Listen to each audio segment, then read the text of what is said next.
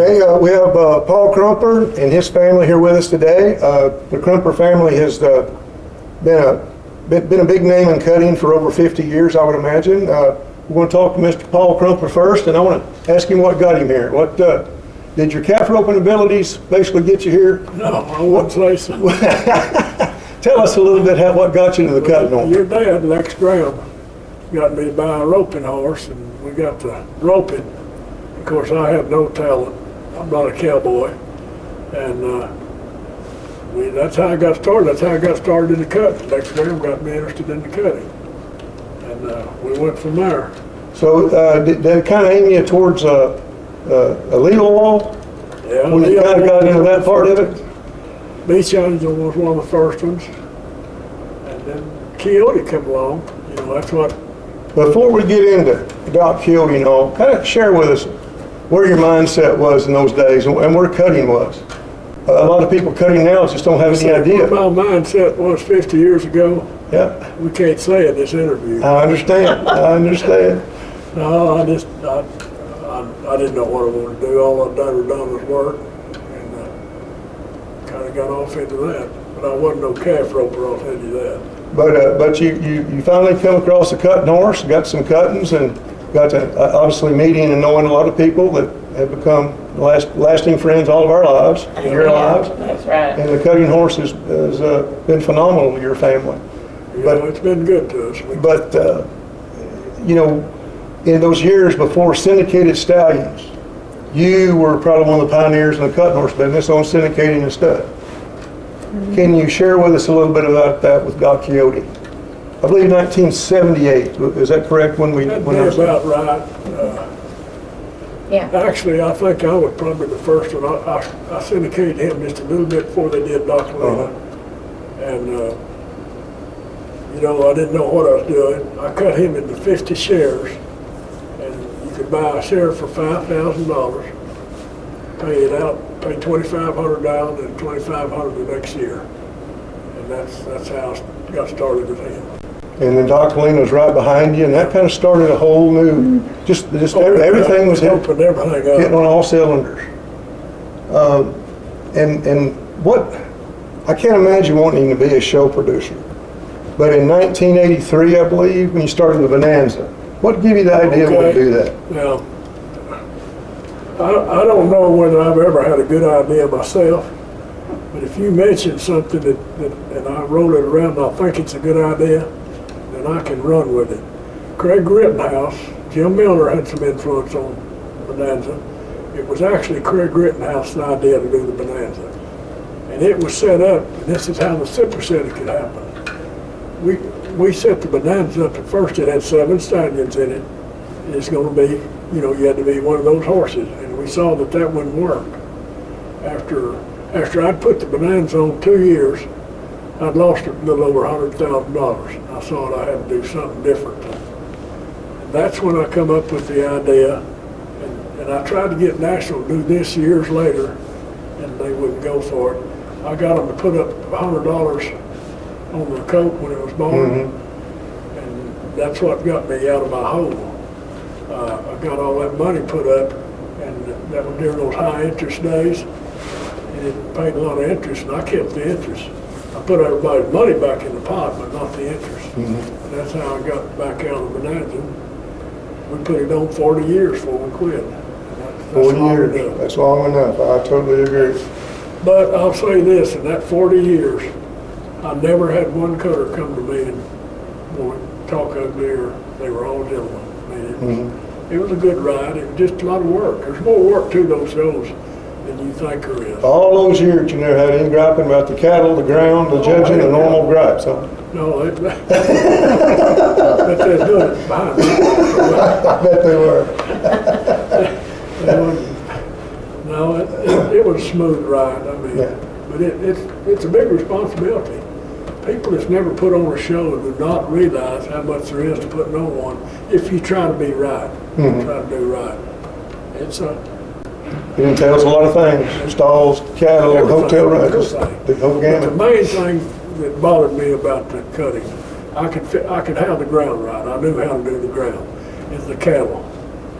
You never know when them cattle will be good or not.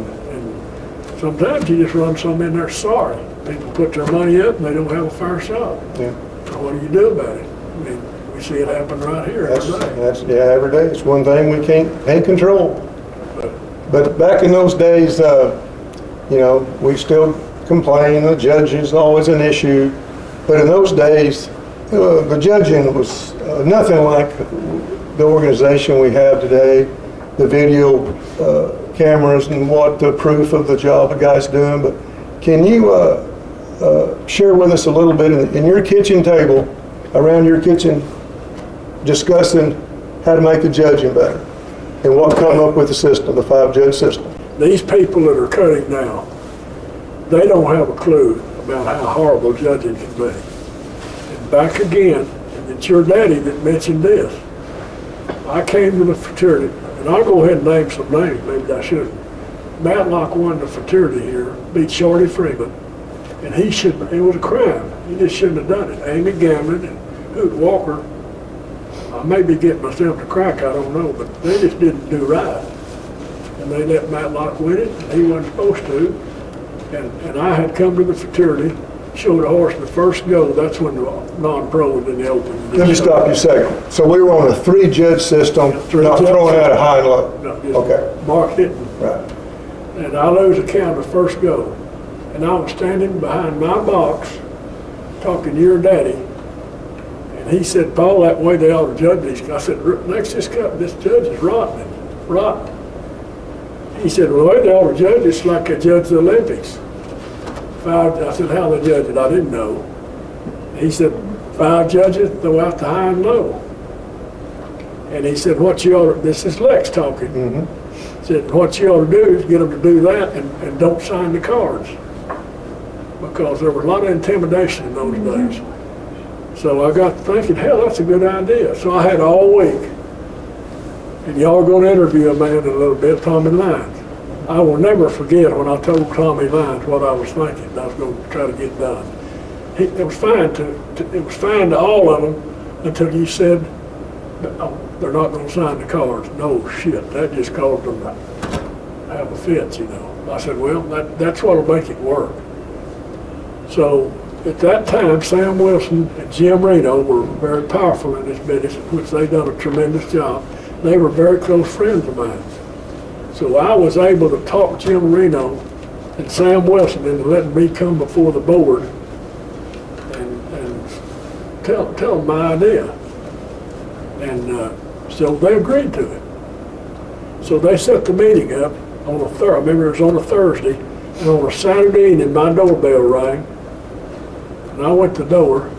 There stood Buster Wells, T.O. Clayburg, Joe Stiles' daddy, and I think the president of the NCHA at my door. I thought, what in the hell are they doing at my door? I'm not nobody. So we go in, Buster, his silver tongue. He said, Paul, you're a damn farmer. He said, you're a good one. He said, you don't know anything about the cutting horse business. And said, you're fixing to wreck us. And he said, I want you, for God's sakes, to go back to the board and tell them you forget it. I said, no, Buster, I'm going. And he said, well, you're going to run us. Said, that not signing, said, the 5-judge system's all right, but you got to sign those cards. Said, we can't have them judges hiding. I said, Buster, that's what I think, and that's what I'm going to try to get them to do. So I went before the board, and they said, well, we'll talk about it, and then we'll tell you what our decision is.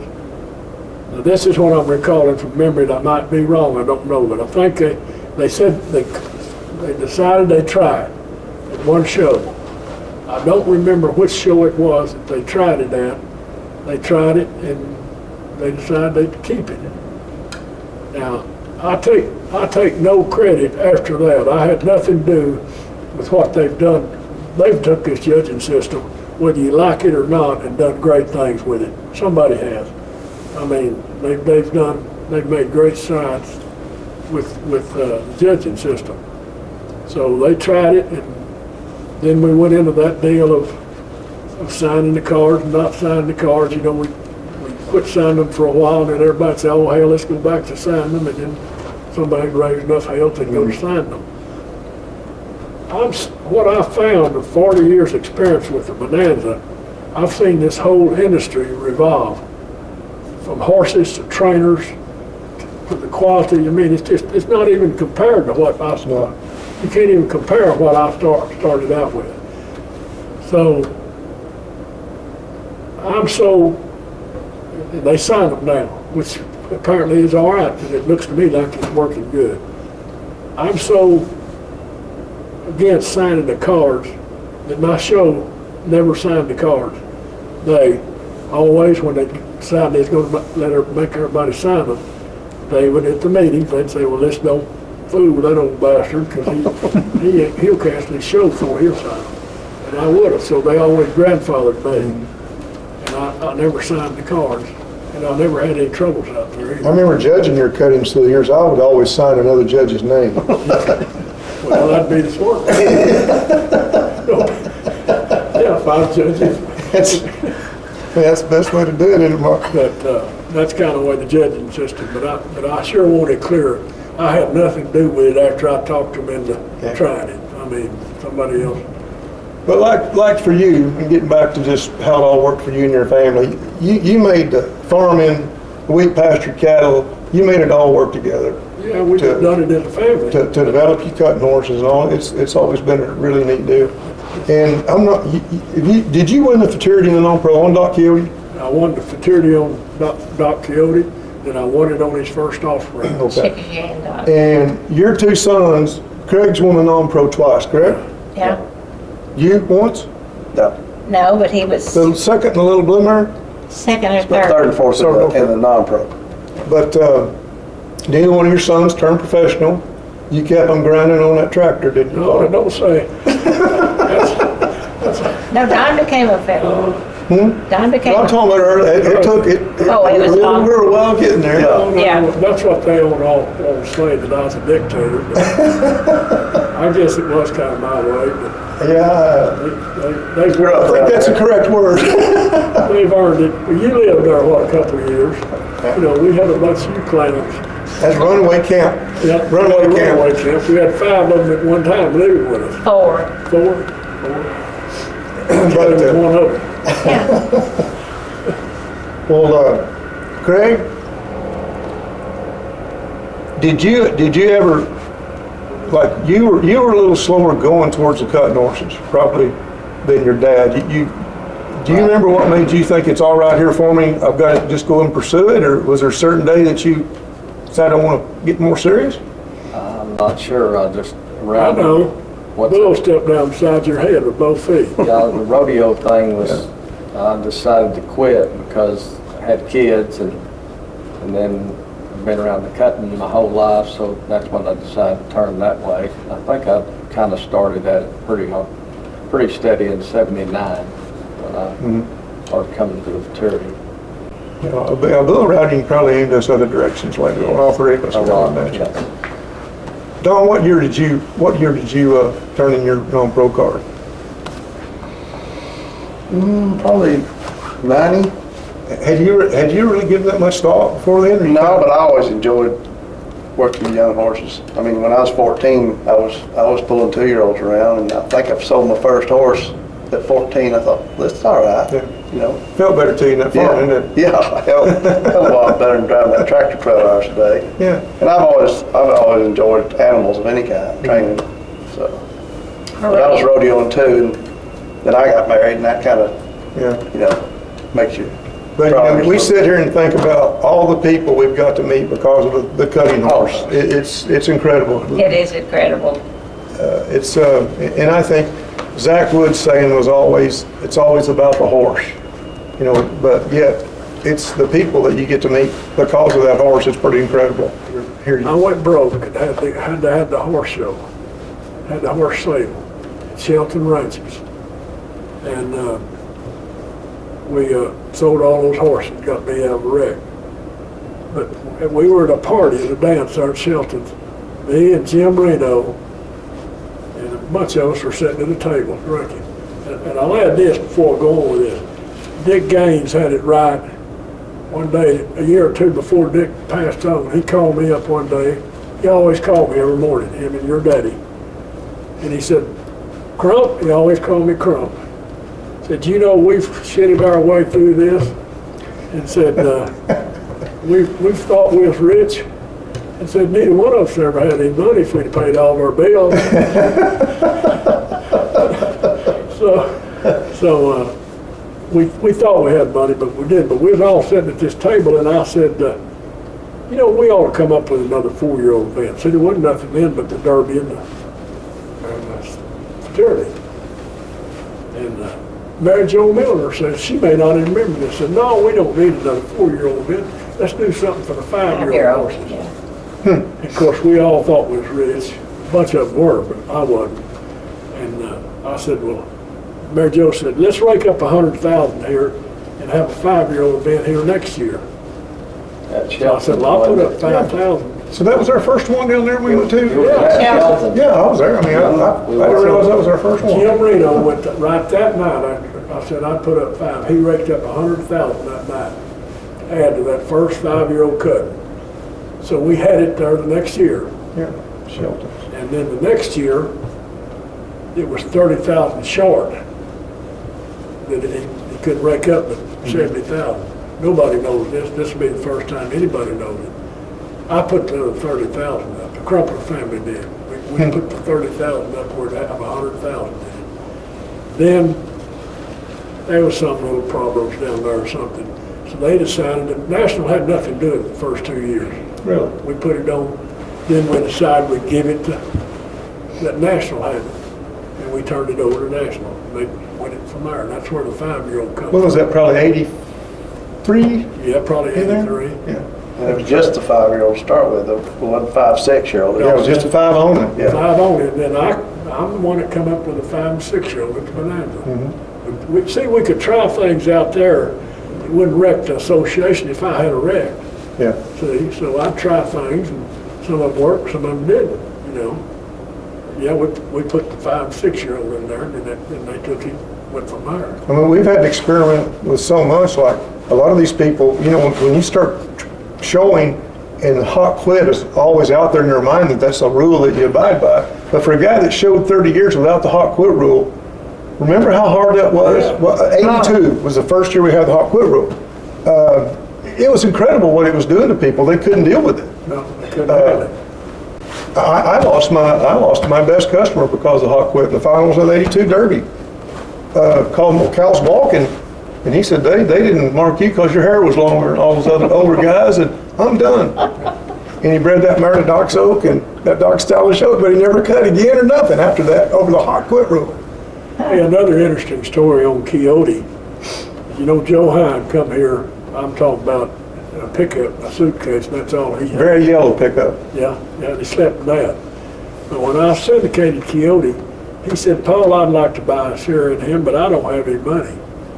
I said, well, how would you want to try to pay it out? And he said, well, I'm going to sell my horse trailer, and I'll get the first $2,500 here for too long, and then I'll pay you the rest of it next year. And I said, well, you got it. I'll sell you one like that. So I did. And he said, no, I won't breed a horse this year. Because I said, hell no, go ahead and breed one to him. He bred Okie Quixote, his girlfriend. He didn't have a mare. He said, my girlfriend's got a mare. I said, let her breed her to him. So his girlfriend, what was her name? He married her later. That was our first Triple Crown winner, wasn't it? Dr. Okie Quixote. No, he was second. Dr. Lena was first. Triple Crown stuff, we didn't have didn't the have Super Stakes. Super Stakes. Yeah, he'd have been the first Triple Crown He winner. was the first. That's the horse that Isn't that something? came from that breed. Yeah, I used to love to hear the stories that people had good horses, money wasn't available, and before Shorty syndicated Docklin, you kind of work with people that are that love their horses and know what they have, and boy, what they got at the tail end of the story was pretty phenomenal most of the time. Well, that started Joe Hine. Oh yeah. I mean, What was so unusual is Doc Quixote that he brought, 1971 when he was 2-year-old?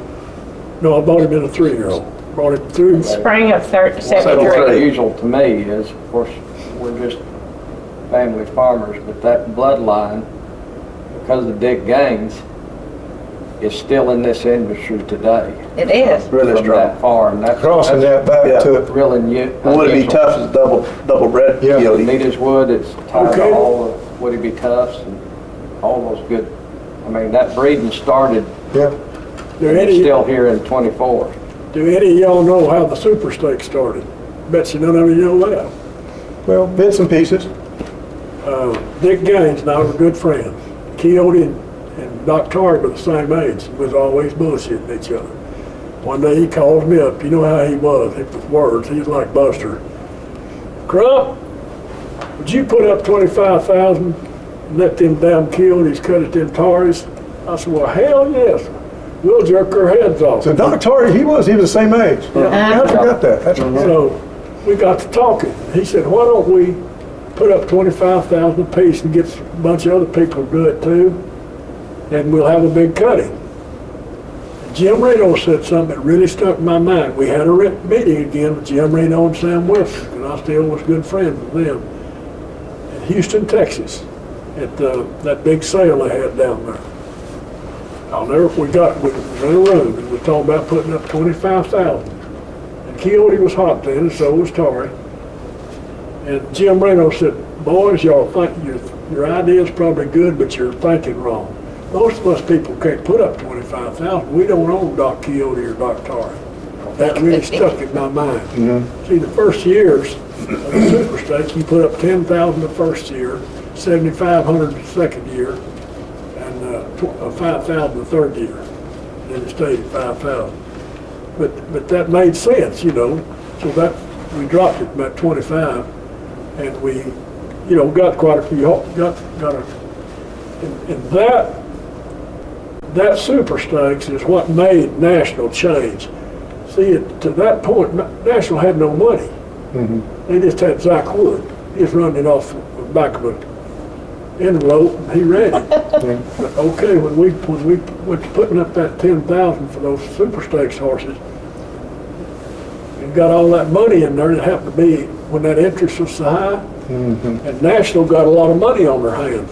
So this sport changed at that point from a weekend. This fraternity used to be a holiday deal, a week deal. Come party, have a party here in the Come business. down here and spend a week visiting. And when we got that suit, when they or whoever we thought was our idea, got it going, then National got money, and that's when it started growing, and it really fed off of that. And Things changed there.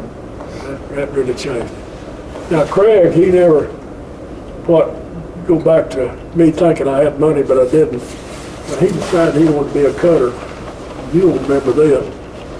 We were sitting in my office one day, 4 or 5 of us, and I talked about getting him a good horse. What's the best mare in the country? Everybody, they all said, well, I think right now Sons Madonna would. Most of these boys probably won't even know who that was. She was a great one. Well, I called Kelly up. Kelly's got all the money in the world at that time. I said, Kelly, what do you take for that mare? Oh, I don't want to sell her. I said, hell, you'd price her. He said, oh, I'd take 100,000 for her. And I said, hell, you just sold her. So that was Craig's, that's when he started, went way out to Arizona, remember? Well, see, Mike won the fraternity on her, and I can remember I was riding her as a 2-year-old on my dad on a hill, that round pin, and my dad never drove that fast in a pasture ever, but he was that day. And he gets out of his truck, and he had just lost a small fortune shorting them soybeans, and I said, this high-headed filly right here is special. You need to watch. He didn't want to hear about it. He said, I sold her to Mike. He said, take her over to Mike Kelly's. And I loaded her up that day and took her to Mike Kelly's. That's how it's all. That's how this circle kind of is Yeah. around there. And That Super Stakes really Yeah. changed this industry, as far as money-wise, and then it become big money then. Hell, you know what, I think I won, when I won the fraternity the first time, I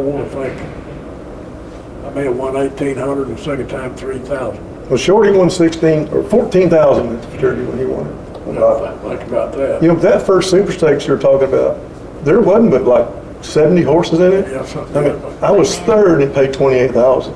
That was a lot of money in those days. But But that was the big Big deal. deal, that Super Stakes. That changed a lot of people's plan, you know, how they bred their horses, and a lot of changes were made then. Well, Paul, we really appreciate that. It takes a lot of people back in history and shares a lot of information a lot of people probably didn't know how we got here. And I believe that answered a lot of questions. I believe that's, we can sit here and talk about this for days, but we appreciate it.